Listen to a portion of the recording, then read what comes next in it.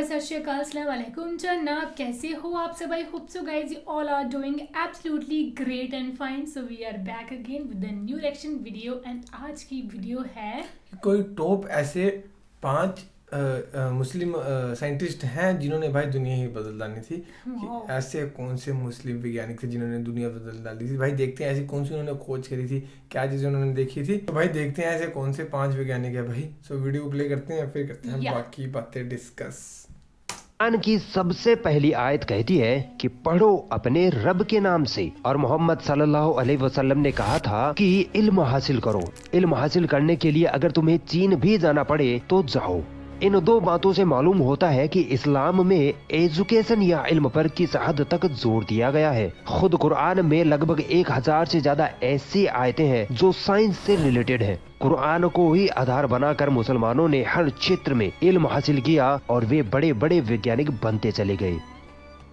अक्सर मुसलमानों पर ये इल्जाम लगाया जाता है कि मुसलमानों ने दुनिया को कुछ भी नहीं दिया, मगर जब हिस्ट्री के पन्ने पलटे जाते हैं तो हर क्षेत्र में मुस्लिम ही मुस्लिम नजर आते हैं। मुसलमानों ने इस दुनिया को ऐसे ऐसे आविष्कार दिए हैं जो आज भी हम और आप इस्तेमाल करते हैं। साइंस का कोई नामो निशान ना होता अगर मुस्लिम वैज्ञानिक पैदा ना होते। मगर वो कहावत है ना कि जो हुकूमत में होता है वही मनचाहा इतिहास लिखता है। यहूदियों और ईसाइयों ने इस्लाम से नफरत के कारण मुस्लिम वैज्ञानिकों के इतिहास को खूब छुपाया, मगर वो कामयाब ना हो सके। आज मैं आपको 5 ऐसे मुस्लिम वैज्ञानिकों के बारे में बताऊंगा जिनको आज दुनिया झुककर सलाम करती है।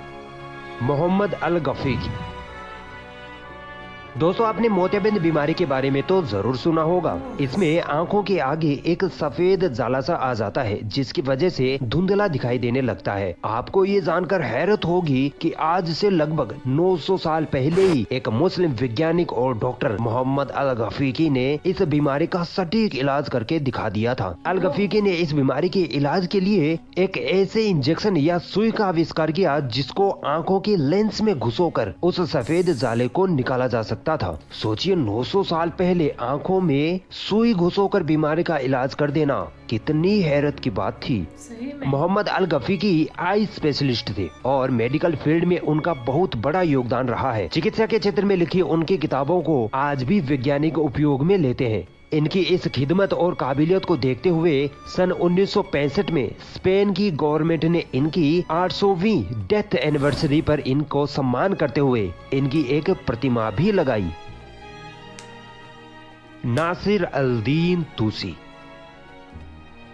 दोस्तों, आपने 10th क्लास में गणित में ट्रिग्नोमेट्री यानी त्रिकोणमिति के बारे में तो जरूर पढ़ा होगा, जिसमें त्रिभुज के बारे में अध्ययन किया जाता है। अगर मुस्लिम वैज्ञानिक अल-तूसी न होते तो आज की गणित अधूरी होती। अल-तूसी को ट्रिग्नोमेट्री का जनक कहा जाता है। ये एक पर्शियन पॉलीमेथ यानी अलग अलग विषयों के जानकार थे। फिलोसोफर थे, फिजिशियन थे, साइंटिस्ट थे और थियोलॉजियन थे यानी धर्मशास्त्री थे। 13वीं शताब्दी में तूसी ने विज्ञान क्षेत्र में 150 से अधिक आविष्कार किए, जिसमें से सबसे ज्यादा मशहूर आविष्कार तूसी कपल का आविष्कार था। तूसी कपल एक ऐसा आविष्कार था जिसकी सहायता से अंतरिक्ष के ग्रहों की घूमने की गति, उनकी दिशा तथा दूरी का पता लगाना संभव था। सोचो, अगर ये मुस्लिम वैज्ञानिक न होते तो आज अंतरिक्ष के ग्रहों का अध्ययन करना कितना मुश्किल हो जाता। और दोस्तों, क्या आपको पता है चांद के एक प्लॉट यानी एक क्षेत्र का नाम इन्हीं वैज्ञानिक के नाम पर रखा गया है। इस क्षेत्र का नाम है 10269 तूसी। इब्ने खल्दून।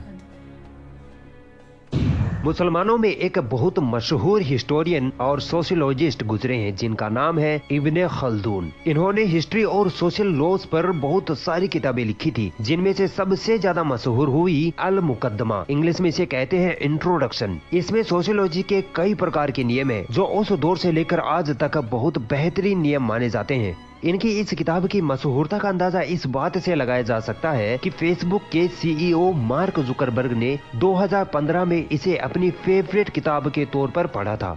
दोस्तों, ये अरब के रहने वाले थे। इन्होंने साहित्य, धर्म, ज्योतिष, अर्थशास्त्र यानी इकोनॉमिक्स आदि अनेक विषयों में महारत हासिल कर रखी थी। ये एक ऐसे मुस्लिम इतिहासकार थे जिनकी किताबों को आज तक दुनिया के कई देशों की यूनिवर्सिटियों में पढ़ाया जाता है। मोहम्मद इब्ने इब्राहिम अल-फजारी। दोस्तों ये वो वैज्ञानिक थे जिन्होंने फिलोसॉफी, मैथ और एस्ट्रोनॉमी में महारत हासिल कर रखी थी। इन्होंने अंतरिक्ष पर खूब रिसर्च की थी और एक डिवाइस भी बनाई जिसे एस्ट्रोलोब कहते हैं। इस मशीन की मदद से दिशा का सटीक अंदाजा लगाया जा सकता था, तारों की स्थितियों के बारे में पता लगाया जा सकता था कि कौन सा तारा कब और कहाँ होता है और कुछ समय बाद उस तारे की स्थिति क्या होगी। इस एस्ट्रोलोब की खास विशेषता ये थी कि इसके द्वारा काबे की दिशा को फाइंड आउट किया जा सकता था। एस्ट्रोलोब उस वक्त का एक कंप्यूटर माना जाता था और इसी एस्ट्रोलोब डिवाइस की मदद से आज वैज्ञानिकों ने दिशा का पता लगाने वाली मशीन कंपास का आविष्कार किया है।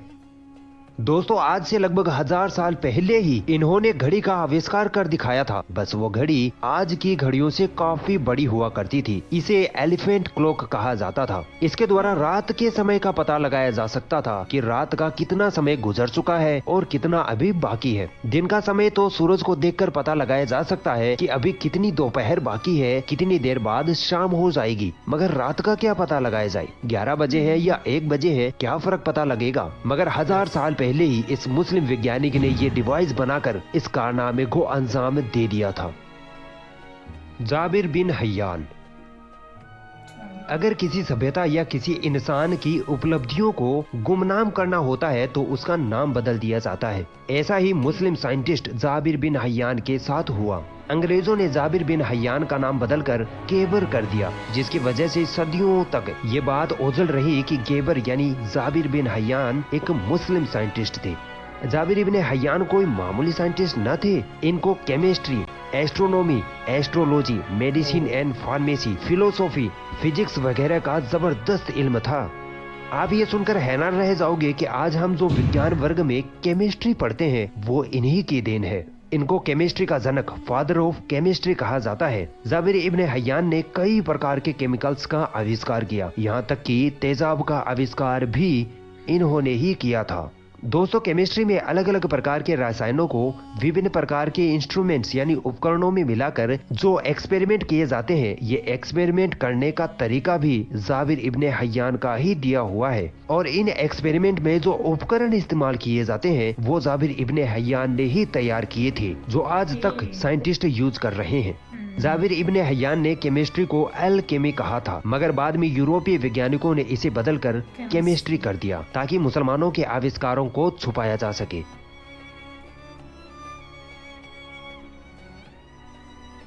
अगर ये वीडियो आपको पसंद आई तो इस वीडियो को लाइक। So guys, कमाल की थी है ना, कुछ ऐसे वैज्ञानिक साइंटिस्ट उन्होंने बताए हैं, मुस्लिम साइंटिस्ट। मुझे वो वाला बहुत सही लगे जिन्होंने मोतियाबिंद का जो है इलाज करा था, लेकिन आज वो किसी को नहीं पता है कि क्या इलाज है क्या नहीं है ना, क्योंकि अगर वो शायद आज होते तो वो इलाज होना ही था, वो वाला इंजेक्शन वाला। नहीं अभी ना भी तो कोई इलाज है होगा, इस प्रॉब्लम का इलाज तो होगा, सेम का पता नहीं वही ना, सेम इलाज वो उन्होंने एक ही सारा इसमें झटके में ही सारा इसमें इंजेक्शन लगा के, अभी ऑपरेशन वगैरह करने पड़ते हैं उनके ना, लेकिन उन्होंने सिर्फ एक इंजेक्शन से इसको ठीक करने का सोचा था।